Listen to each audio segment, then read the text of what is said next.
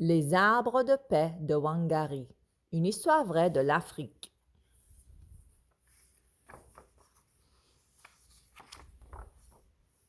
La terre était nue. Pour moi, la mission était d'essayer de la couvrir de vert. Wangari Maathai.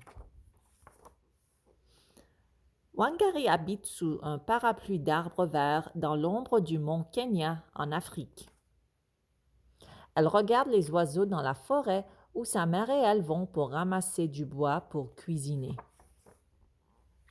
Elle aide aussi à récolter les patates douces, la canne à sucre et le maïs du sol fertile.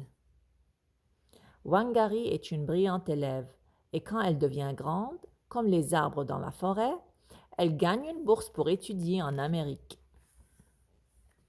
6 ans plus tard, Wangari termine ses études et retourne au Kenya. Mais elle voit un changement.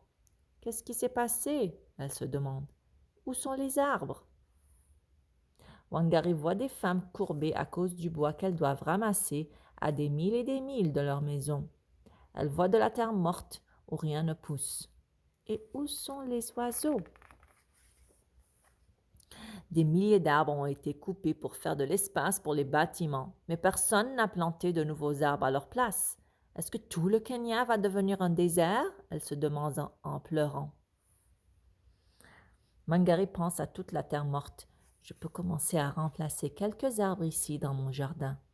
Un arbre à la fois. Elle commence par planter 9 petites plantes. Quand elle voit les plantes pousser, Wangari a une idée d'en planter plus. Pour commencer une pépinière, une ferme pour les bébés arbres. Dans un grand endroit, elle plante rang après rang d'arbres minuscules. Puis, Wangari persuade les femmes du village que planter des arbres est une bonne chose. Elle donne à chaque femme une petite plante. Nos vies vont être mieux quand les arbres vont retourner. Je vous promets, on plante les graines de l'espoir. Les femmes se dispersent dans leur village et plantent des petits arbres en longues rangées, comme une ceinture verte qui s'étend sur la terre. Les hommes du gouvernement rient.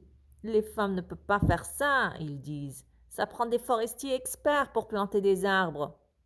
Les femmes ignorent les rires et continuent de planter. Wangari leur donne un peu d'argent pour chaque plante qui vit toujours après 3 mois. C'est la première fois qu'elles font de l'argent. La rumeur se répand, comme le vent qui fait trembler les feuilles, que le vert retourne au village de Wangari. Bientôt, d'autres femmes dans d'autres villages, villes et cités au Kenya plantent des longues rangées de petites plantes aussi. Mais le coupage continue. Wangari se tient haute comme un chêne pour protéger les vieux arbres qui restent. On a besoin de parcs, plus qu'on a besoin de bâtiments. Les hommes du gouvernement ne sont pas d'accord. Wangari bloque leur chemin, alors ils la frappent avec des bâtons. Ils l'appellent une femme de problème et la mettent en prison. Mais elle se tient toujours debout. Le bien est le bien, même si tu es toute seule. Mais Wangari n'est pas toute seule. On parle de ses arbres partout en Afrique. Sa réputation grandit comme les vagues du lac Victoria. Plus de femmes joignent l'effort et plantent encore plus de petites plantes dans des rangées de plus en plus longues. Les plantes prennent racines et grandissent, jusqu'à ce qu'il y ait plus de 30 millions d'arbres nouveaux. Le parapluie de verre retourne au Kenya. Les femmes se tiennent debout bien hautes, leur dos bien droit, parce qu'elles peuvent ramasser du bois plus près de la maison.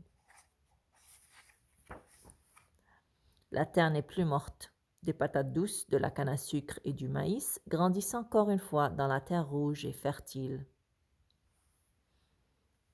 Le monde entier entend parler des arbres de Wangari et de son armée de femmes qui les a plantés. Et si tu montes au sommet du mont Kenya aujourd'hui, tu peux voir les millions d'arbres qui grandissent au-dessous de toi. Et tout le vert que Wangari a retourné en Afrique.